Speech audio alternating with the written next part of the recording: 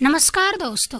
किसी गांव में एक कड़कमल नाम का आदमी अपनी पत्नी के साथ रहता था। कड़कमल एक अजीब किस्म का और सिरफिरा इंसान था। इत्तेफाक से कुछ घटनाएं ऐसी घटी कि लोगों ने उन्हें बहादुर समझ लिया। लोग उसकी खूब बड़ाई करते।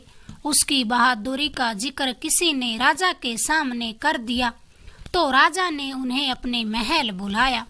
राजा ने कड़कमल को कहा, कड़कमल, 30 डाकुओं का गिरोह शहर में दाखिल हो गया है। ये लोग आए दिन डाका डाल रहे हैं। लोग बड़े परेशान हो रहे हैं। तुम जल्दी से जल्दी इनका खात्मा करो। अब जब लोग कड़कमल को बहादुर समझने लगे थे तो वह भी अपने आप को 30 मारखा समझने लगा था, मगर सच में वह बेवकूफ और बुज़दिल किस्म का आदमी था। राजा का आदेश सुना तो उसका कलेजा कांप गया, मगर उसने फिर भी हौसले से काम लेते हुए राजा से कहा, महाराज, आप बिल्कुल चिंता न करें, मैं जल्दी ही इन डाकुओं को ठिकाने लगा दूंगा। यह कहकर कड़कमल अपने घर लौट गया। घर आया तो बड़ी बेचैनी से इधर उधर घूमने लगा। कड़कमल की पत्नी ने जब उसको इस तरह बेचैन देखा तो पूछने लगी, क्या बात है जी, आप बड़े दुखी नजर आ रहे हैं। कड़कमल ने अपनी पत्नी को सारी कहानी बताई कि राजा ने मुझे डाकुओं के गिरोह का खात्मा करने का आदेश दिया है। डाकुओं की बात सुनकर वह भी बेचारी परेशान हो उठी। वह जानती थी कि उसका पति केवल नाम का बहादुर है। दोनों ने फिर यह तय किया कि यहाँ से अब भाग जाना चाहिए। पत्नी अब रास्ते में खाने पीने का सामान बनाने में जुट गई। पत्नी ने पेंडियां बनाने के लिए चूल्हे पर पतीली चढ़ा दी, जिसमें मैदा, घी, चीनी डालकर उसे घोटने लगी। रसोई की छत लकड़ियों की बनी थी। उसकी मैली कुचेली बल्लियों के अंदर एक जहरीला सांप छुपा बैठा था। बहुत देर तक चूल्हे की आंच जब सांप पर लगी तो वह पतीली में आ गिरा। पतीली में जो सामान उसने पिंडियां बनाने को डाला था उसे बीच में संभालती और रसोई से बाहर बार बार आकर अपना अन्य सामान संदूक या थैलों में डाल रही थी। इसी कारण वह सांप को पतीली में गिरते देख भी न सकी। सांप के टुकड़े टुकड़े होकर वह खूब अच्छी तरह मैदे में शामिल हो गया। जब मैदा अच्छे से पक गया तो उसने उसकी पेंडियां बनानी शुरू कर दी। पेंडियां बनाकर एक थैले में रखी। एक हल्का बिस्तर और संदूक लेकर दोनों पति पत्नी रात को घर से निकल पड़े। चारों ओर सन्नाटा ही सन्नाटा था। काफी दूर जाने के बाद एक जगह उन्होंने देखा कि बहुत से आदमियों का झुंड है और पालकी भी रखी है। ऐसा लग रहा था जैसे कोई दुल्हन को लेकर बारात जा रही हो। तभी उनमें से एक आदमी की नजर कड़कमल और उसकी पत्नी पर पड़ी। वह आदमी कड़कमल और उसकी पत्नी के पास पहुंचा और उनका रास्ता रोककर पूछा, तुम कौन हो और इतनी रात को कहाँ जा रहे हो? कड़कमल नरम लहजे से बोला, जी हम गरीब मुसाफिर हैं। वह आदमी फिर गुस्से से बोला, तुम्हारी झोली में क्या है? कड़कमल ने कहा, इसमें तो कुछ पेंडियां हैं। यह सुनते ही उस आदमी ने वे पेंडियां छीन ली और एक एक पेंडी अपने सभी साथियों को खाने के लिए दे दी। ये वही डाकू थे जिनके बारे में राजा ने कड़कमल से कहा था। इस समय वे डाकू एक बारात को लूटकर यहाँ आराम कर रहे थे। पालकी में बेचारी दुल्हन बैठी थी जिसे ये डाकू जबरदस्ती उठा लाए थे। कड़कमल को इस बारे में कुछ पता न था। पेंडियां लेने के बाद डाकुओं के सरदार ने दोनों पति पत्नी को बड़ी वहीं बैठा लिया। दोनों ही बेचारे डरकर चुपचाप वहीं बैठ गई। जिसने भी अपनी अपनी पेंडी पर मुंह मारा वह उसी हालत में अकड़ कर रह गया। लिहाजा जिसने भी वे जहरीली पेंडियां खाई वह वहीं मर गया। कड़कमल ने सोचा कि बहुत देर से कोई डाकू न तो हिल डुल रहा है और न ही बोल रहा है। तो कड़कमल उठा और एक डाकू के पास जाकर बोला, जी अब हमें जाने दीजिए। जब कोई जवाब न मिला तो कड़कमल ने गिड़गिड़ाकर उस डाकू के कदमों को पकड़ लिया। फिर उसे हिलाया डुलाया तो वह जमीन पर लुढ़क गया। ये देखकर कड़कमल सहम सा गया।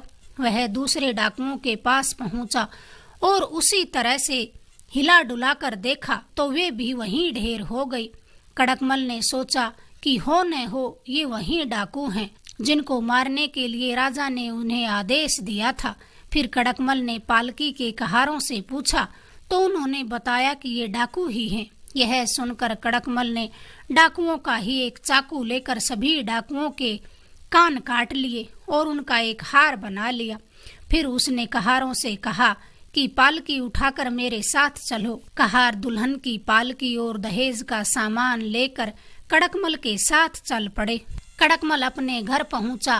कड़कमल ने पहले तो अपनी पत्नी को घर छोड़ा और फिर दुल्हन को लेकर उसके पिता के पास पहुंचा। दुल्हन के पिता ने कड़कमल को सीने से लगाकर ढेर सारी दुआएं दी। दुल्हन को उसके घर छोड़कर कड़कमल अपने घर आकर आराम से सो गया। अगली सुबह राजा के सिपाही कड़कमल के दरवाजे पर जाकर आवाज लगाने लगे तो कड़कमल ने अंदर से कहा, ये क्या शोर मचा रखा है? तुमने सुबह सुबह सोने भी नहीं देते हो। इस पर सिपाही बोले, राजा ने पूछा है कि उन डाकुओं के बारे में आपने क्या किया? कड़कमल ने डाकुओं के कानों का हार लिया और अकड़कर बाहर आया और उनसे बोला, ये लो यह हार, उसे कह देना सारे डाकू नदी के दाईं ओर मरे पड़े हैं। मैंने उन्हें मार गिराया है और ये कान काट कर आपके पास भेज रहा हूँ। सिपाही कानों का बना हार लेकर राजा के पास पहुँचे और उन्हें सारी बात बताई। राजा को यकीन न हुआ तो वह स्वयं अपने घोड़े पर सवार होकर के डाकुओं की लाशों को देखने गया। उसने वहां जाकर देखा कि सच में वहां 30 डाकुओं की लाशें पड़ी हैं और हर एक के कान कटे हैं। अब तो राजा बड़ा ही खुश हुआ। महल आकर राजा ने कड़कमल को दरबार बुलाया। जब कड़कमल दरबार में पहुंचा तो राजा उसे देखकर खड़ा हो गया और कड़कमल को सीने से लगाकर कहा, कड़कमल, तुम सच में बहादुर आदमी हो। अकेले ही 30 डाकुओं को मार गिराया। तुम तो 30 मार खा निकले। कड़कमल ने फिर अपना इनाम लिया और घर लौट गया। एक दिन की बात है कि कड़कमल राजा के दरबार पहुंचा तो उसने देखा कि राजा दुखी से दिखाई दे रहे हैं। कड़कमल ने पूछ ही लिया कि महाराज क्या बात है, क्या आज आपकी तबीयत तो नहीं बिगड़ी है? राजा ने कहा, क्या बताऊं कड़कमल, एक दूर का राजा हमारे राज्य पर हमला बोलने वाला है। उस राजा की फौज सीमा में घुसने वाली है और हमें यह खबर अभी मिली है। चिंता की बात यह है कि उसके सैनिक हमारे सैनिकों से 4 गुना अधिक हैं। कड़कमल इतने कामों को सफलता से अंजाम दे चुका था कि वह अपने आप को अब बहादुर समझने लगा था। उसे अपनी खुशकिस्मती पर नाज भी होने लगा था। कड़कमल ने राजा से कहा, महाराज आप चिंता न कीजिए, मैं उस सेना को ठिकाने लगा दूंगा। मैं अभी जाता हूँ और उस फौज के सेनापति से बात करता हूँ। राजा ने कहा, कड़कमल तुम मेरे अस्तबल से एक घोड़ा चुन लो और उसी घोड़े पर बैठकर वहां जाओ। राजा कड़कमल को अपने अस्तबल में ले गया। मजे की बात तो ये थी कि कड़कमल को घोड़े पर चढ़ना ही नहीं आता था। कड़कमल को अब बड़ी चिंता हुई कि क्या करे। वहां कई नस्लों के घोड़े खड़े थे। तभी कड़कमल ने देखा कि एक घोड़ा अपनी एक टांग उठाए खड़ा है। कड़कमल ने सोचा शायद यह घोड़ा लंगड़ा होगा। कड़कमल ने उसी घोड़े की ओर इशारा कर दिया। वह सोच रहा था कि यह लंगड़ा घोड़ा तेजी से नहीं दौड़ेगा, इसलिए मुझे कोई परेशानी भी नहीं होगी। उधर राजा ने कड़कमल का इशारा देखा तो सोचा कि ये कड़कमल तो सच में होशियार है, तभी तो इसने खास मेरे घोड़े को पसंद किया है। राजा के आदेश से घोड़े की लगाम कस दी गई।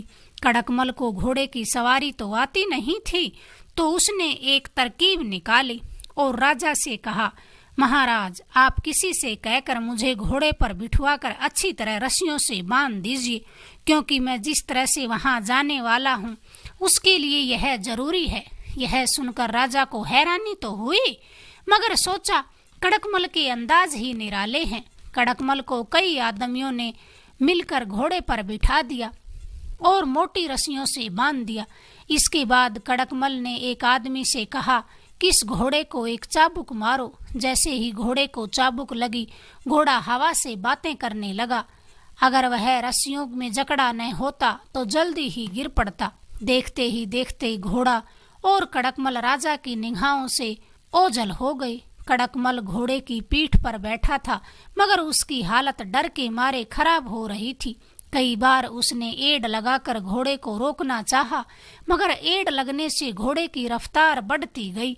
संयोगवश घोड़ा एक ऐसी जगह से गुजर रहा था जिसके दोनों तरफ हरे और कुछ सूखे ठूंठ खड़े थे।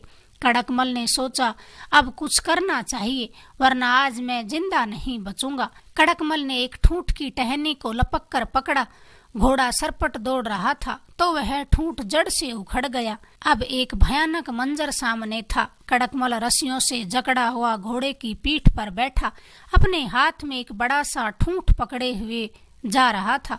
ऐसी हालत में कड़कमल दुश्मन की फौज के सामने जा पहुंचा।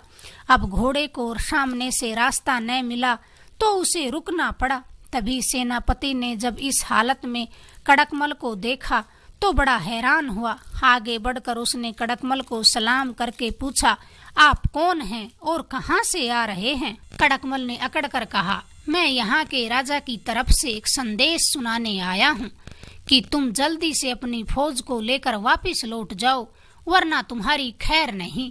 मेरे जैसे हजारों घुड़सवार इसी अंदाज में मेरे पीछे पीछे चले आ रहे हैं। मैंने सोचा मैं आगे आकर तुम्हें पहले चेतावनी दे दूं ताकि किसी बेगुनाह का खून ना बहे। सेनापति बड़ा घबराया। उसने सोचा कि शायद ये कोई इंसान नहीं है जो घोड़े पर रस्सियों से बंधे रहते हैं और हाथ में पेड़ों को लेकर चलते हैं। ऐसी फौज से लड़ना तो बेवकूफ़ी होगी। सेनापति ने कहा, हम इसी समय वापस अपने राज्य को लौट जाते हैं, मगर आप अपने राजा से कहना कि हमसे बड़ी भूल हुई है जो हम आप पर हमला करने आ गई। इसके बाद सेनापति ने कड़कमल को कुछ तोहफे दिए और फिर वे अपने राज्य की ओर वापस लौट गई। कड़कमल भी अब वापस राजा के पास आ पहुंचा। राजा और प्रमुख दरबारी उसका बेचैनी से इंतजार कर रहे थे। कड़कमल को तोहफों से लदा देखकर तो सब बड़े हैरान हुए। राजा ने कहा, कहो कड़कमल, क्या हुआ? इस पर कड़कमल ने बताया कि महाराज, सेना के सेनापति को मैंने इस तरह डांटा कि वह तो माफी मांगता हुआ अपने वतन को लौट गया। राजा ने फिर खुश होकर कड़कमल से कहा, कड़कमल, तुमने इस राज्य की लाज बचाई है, मैं इसके बदले में तुम्हें अपना मंत्री बनाता हूँ। इसके बाद तो कड़कमल कड़कमल न रहा, राजा का चहेता बन गया। अगर आपको हमारी ये कहानी पसंद आई, प्लीज़ हमारे चैनल को लाइक करें, शेयर करें, सब्सक्राइब करें। धन्यवाद दोस्तों।